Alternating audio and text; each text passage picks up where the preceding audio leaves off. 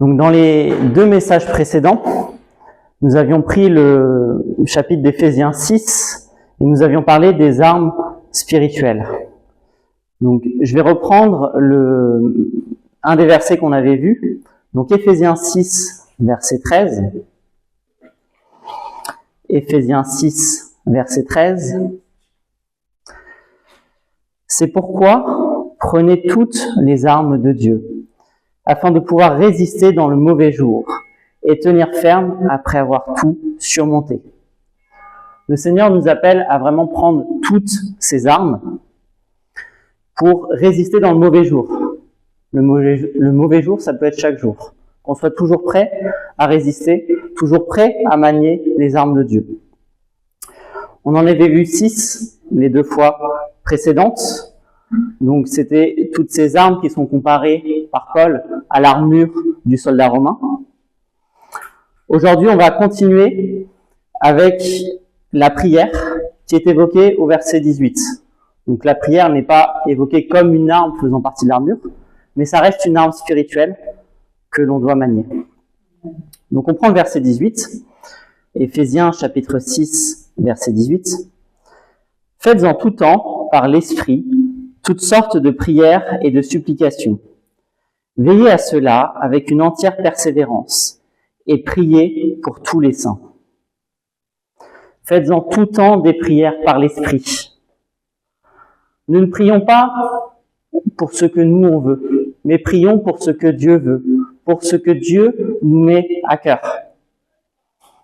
On en avait déjà parlé, c'est le Saint-Esprit qui nous attire à la prière.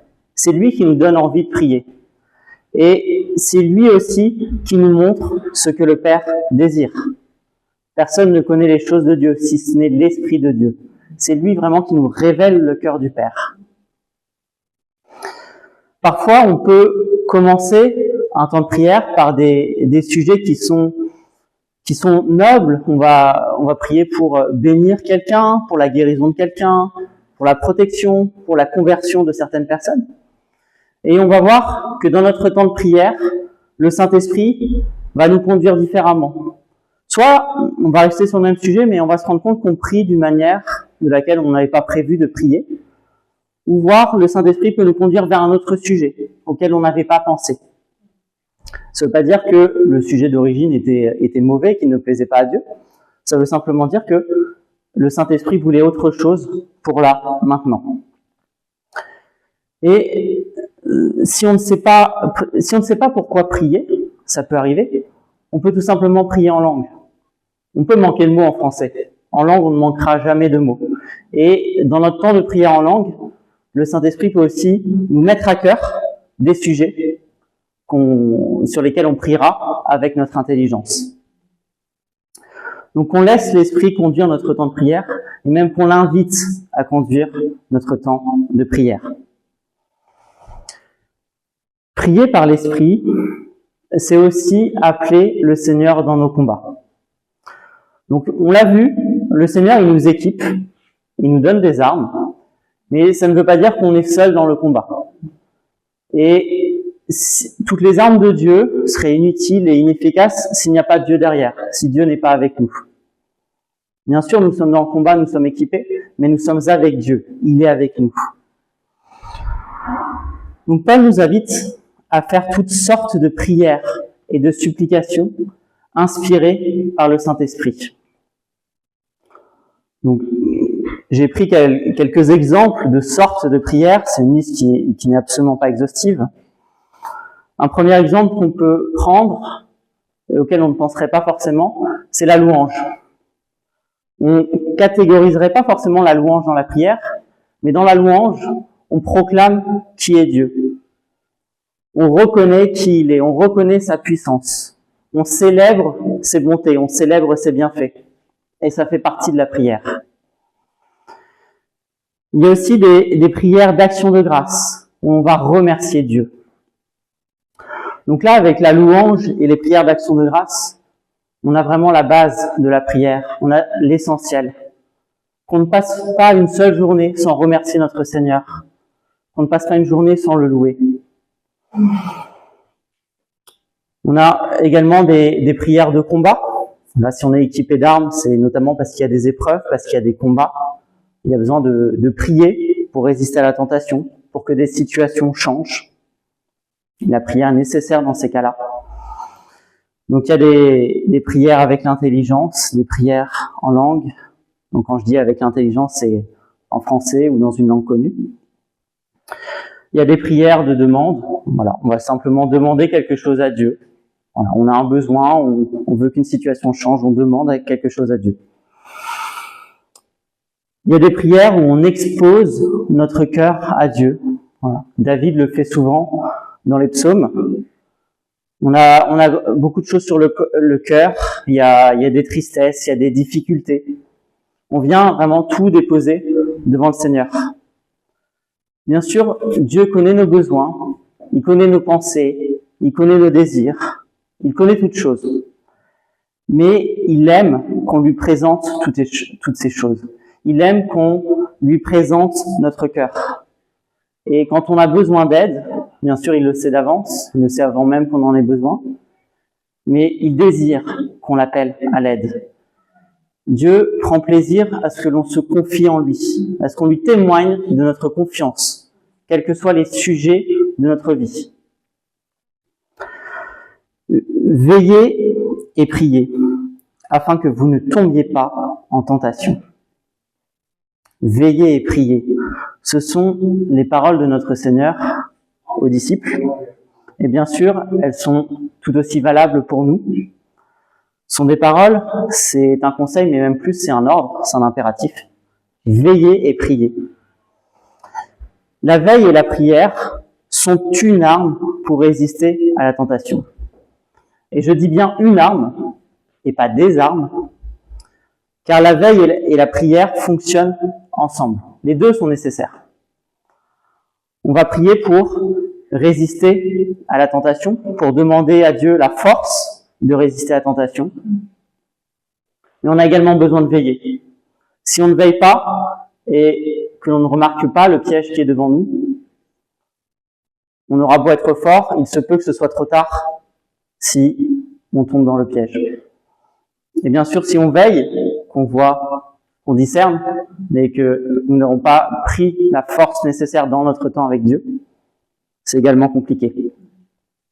L'esprit est bien disposé, mais la chair est faible.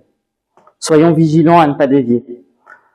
Prions directement pour résister à la tentation, bien sûr, mais prions également pour les projets de Dieu.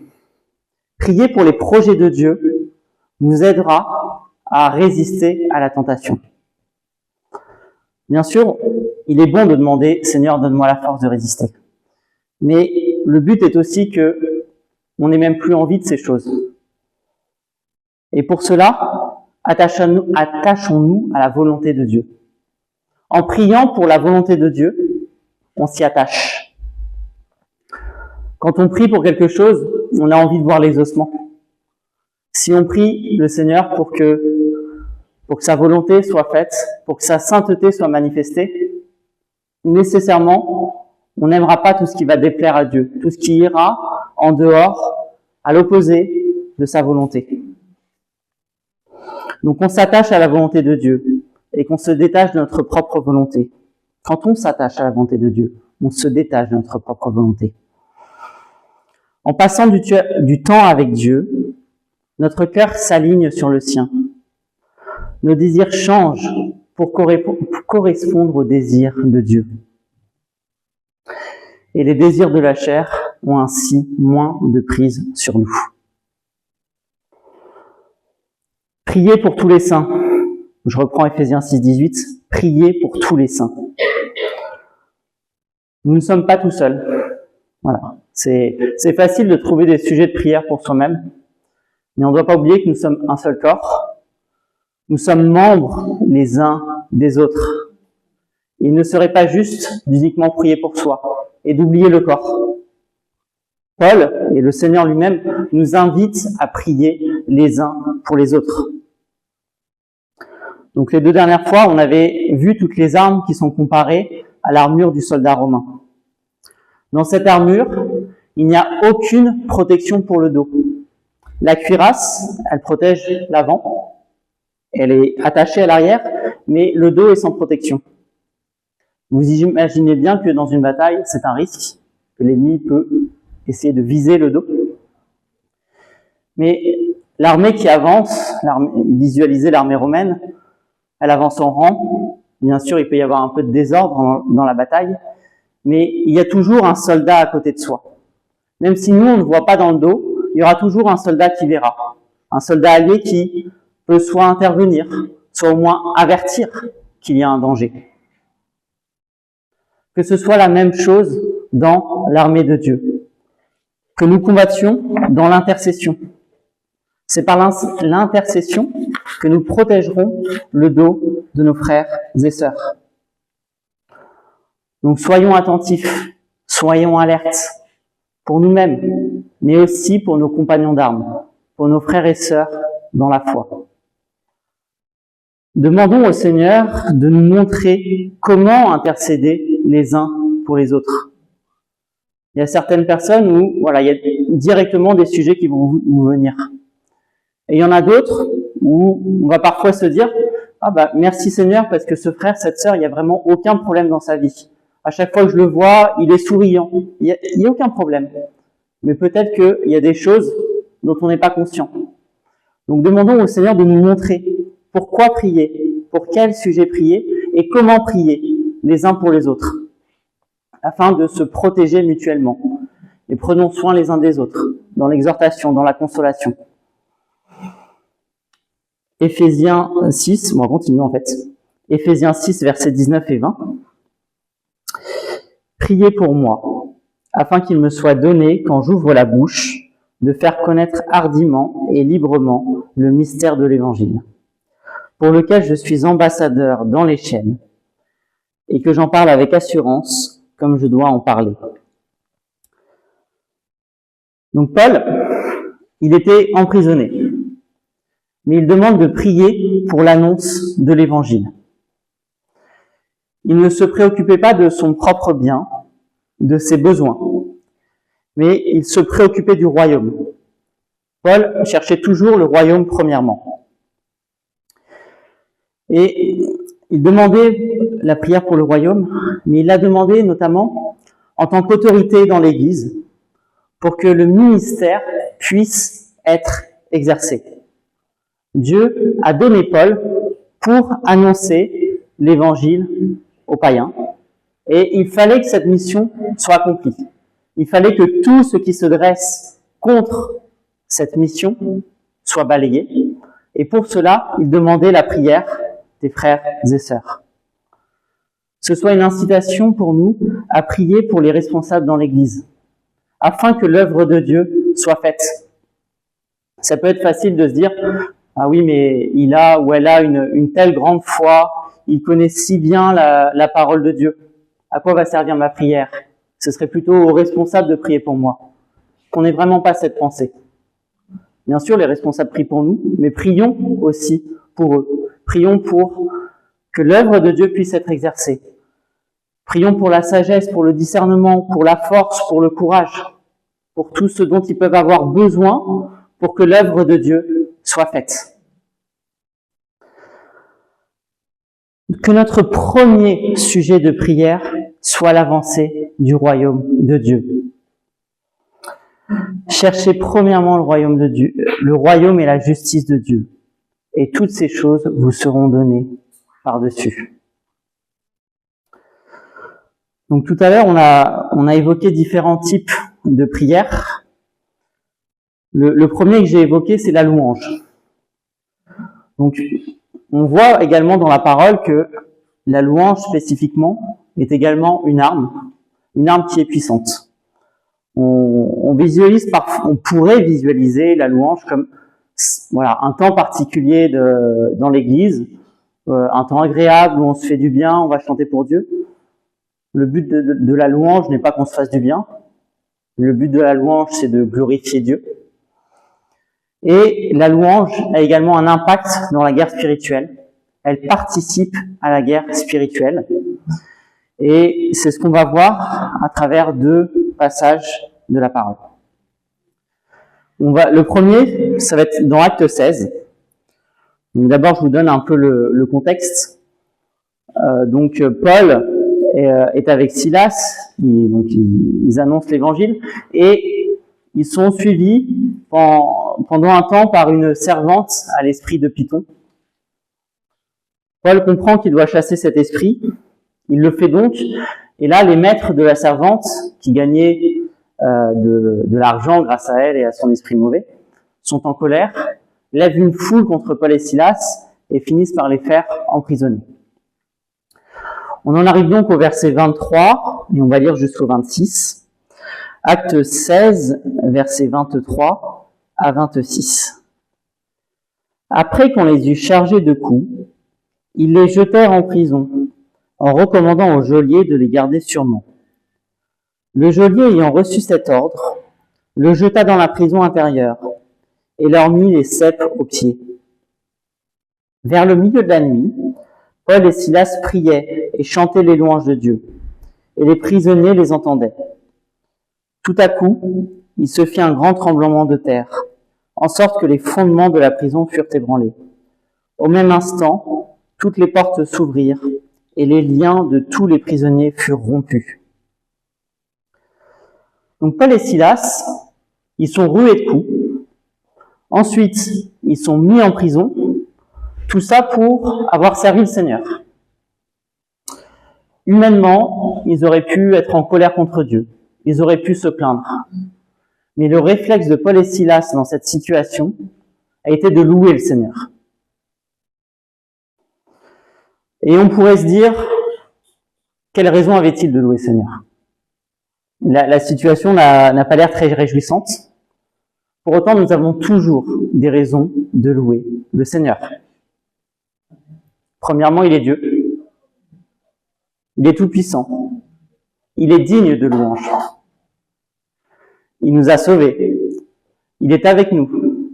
Dieu est souverain. Toutes ces choses que je viens d'énoncer ne dépendent pas de la situation. C'est simplement qui Dieu est, ce que Dieu a fait. Rien ne pourra jamais le changer. Et pour chacune de ces raisons, on pourrait louer le Seigneur toute notre vie.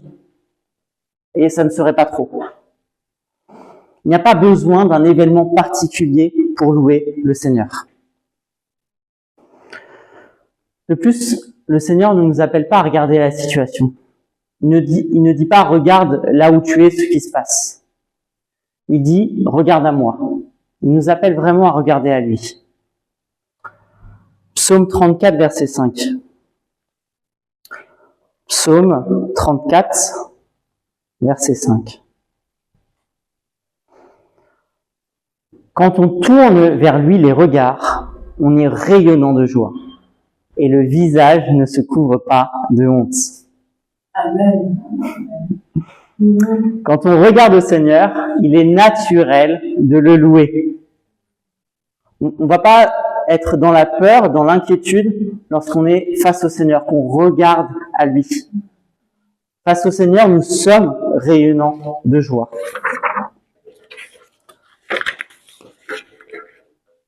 Louer le Seigneur, c'est proclamer qui il est. Proclamer qu'il est au-dessus de la situation actuelle. La louange provoque du mouvement dans le monde spirituel. Par la louange, le royaume avance.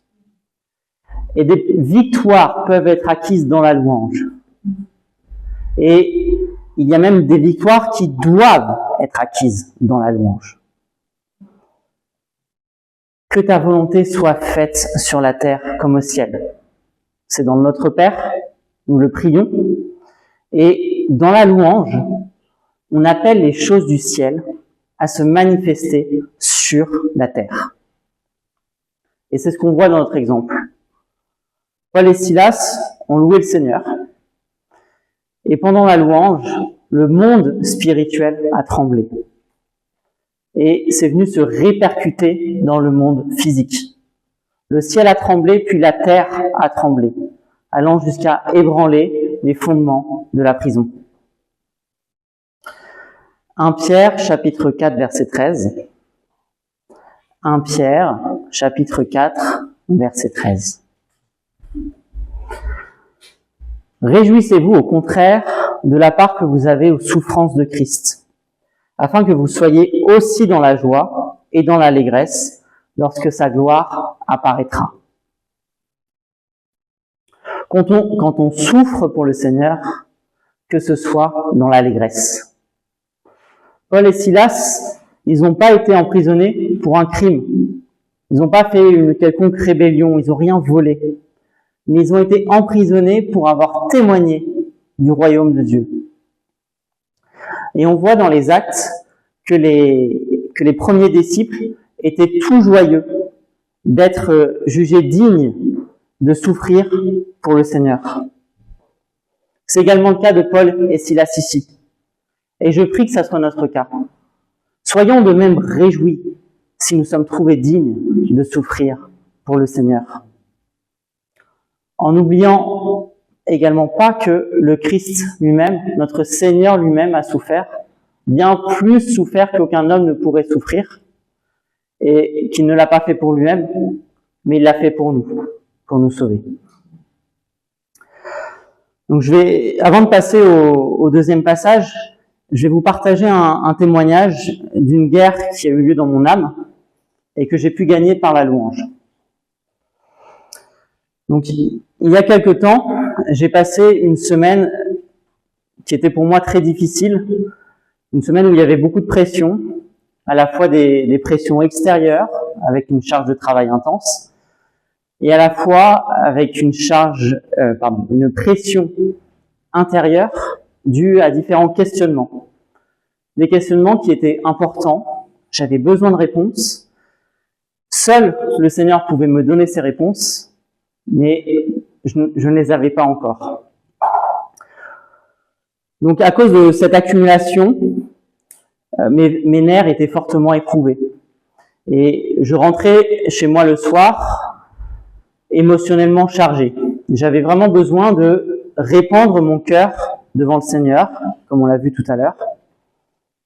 C'est donc ce que je faisais, je lui disais toute ma frustration, toutes mes interrogations.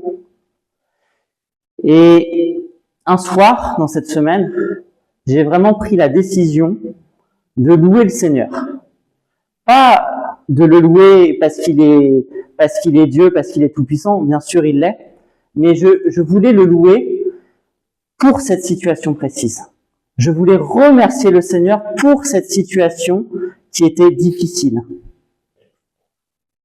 Et je l'ai remercié parce que je savais que s'il permettait cela, c'était pas sans but. Et qu'il y aurait du fruit derrière, même si je ne le voyais pas forcément encore.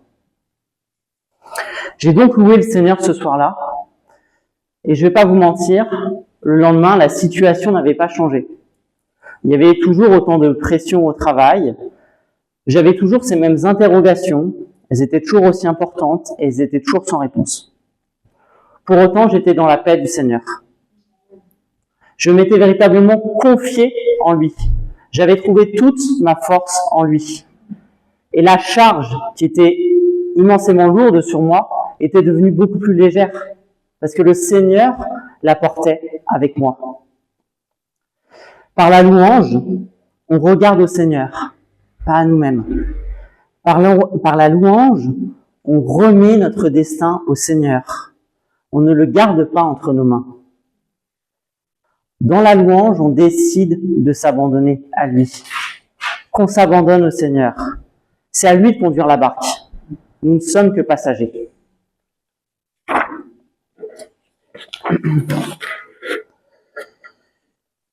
On en arrive donc à notre deuxième passage. Il est cette fois dans 2 Chroniques, chapitre 20. Encore une fois, je vais donner un peu le contexte. Donc, nous sommes au temps des rois. Donc, Israël est partagé en deux, le royaume d'Israël et le royaume de Juda. Ici, il s'agit du royaume de Juda, sous le règne du roi Josaphat. Et donc, Juda était encerclé par trois armées ennemies qui se sont alliées dans le but de détruire Juda. En conséquence, le roi Josaphat publie un jeûne pour tout Juda et décide de chercher son secours en Dieu. On va donc commencer au verset 12, 2 Chroniques chapitre 20, verset 12. « Ô notre Dieu, n'exerceras-tu pas tes jugements sur eux, car nous sommes sans force devant cette multitude nombreuse qui s'avance contre nous, et nous ne savons que faire, mais nos yeux sont sur toi. » Donc Josaphat, il ne nie pas la situation. Il sait que l'état est critique. Il sait très bien qu'ils n'ont pas la force pour vaincre. Mais Josaphat est humble devant Dieu. Et il sait que seul Dieu peut les sauver. Il connaît la situation, mais c'est Dieu qui le fixe. Il fixe le Seigneur car il sait que Dieu est tout-puissant. On continue avec le verset 13 de Chroniques 20, 13.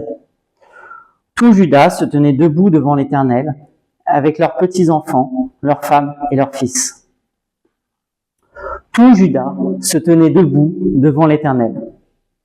Il n'y avait pas que le roi, mais tout le peuple. Le roi, lui, il a pointé vers Dieu, mais tout le peuple a regardé à Dieu. Qu'on ne se repose pas sur la foi de nos leaders, mais directement sur Dieu. Bien sûr, nos leaders, ce sont des modèles dans la foi. Ils nous montrent l'exemple, mais ils nous conduisent vers Dieu, ils nous dirigent vers Dieu. Et c'est en lui qu'on doit mettre notre foi, afin de voir Dieu agir. On continue verset 14-15. Alors l'Esprit de l'Éternel saisit au milieu de l'assemblée de Jacaziel, fils de Zacharie, fils de Benaja, fils de Jéiel, fils de Matania, lévite d'entre les fils d'Asaph, et Jacaziel dit, « Soyez attentifs, tout Juda et habitants de Jérusalem, et toi, roi Josaphat. Ainsi vous parle l'Éternel, ne craignez point, et ne vous effrayez point devant cette multitude nombreuse, car ce ne sera pas vous qui combattrez, ce sera Dieu. » Dieu décide de parler à l'un des fils d'Asaph. Donc les fils d'Asaph, c'était des Lévites, et c'était les responsables de la louange. Également, certains prophétisaient de la part de Dieu. Et on voit là que la louange fait partie de l'intimité avec Dieu. Dieu parle à ceux qui regardent à lui. Également, quand on regarde à Dieu, Dieu intervient.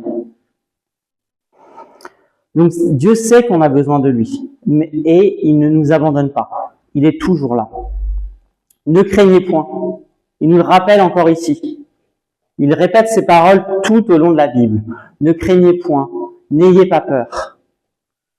N'ayez pas peur, pas parce que vous seriez fort, pas parce qu'il n'y aurait aucun danger, mais parce que l'Éternel est avec vous, parce que le Tout-Puissant est avec vous.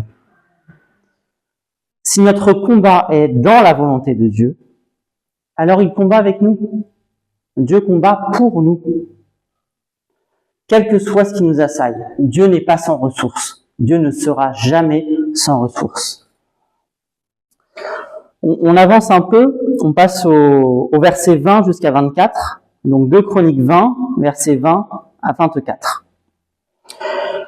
Le lendemain, ils se mirent en marche de grand matin pour le désert de Tekoa.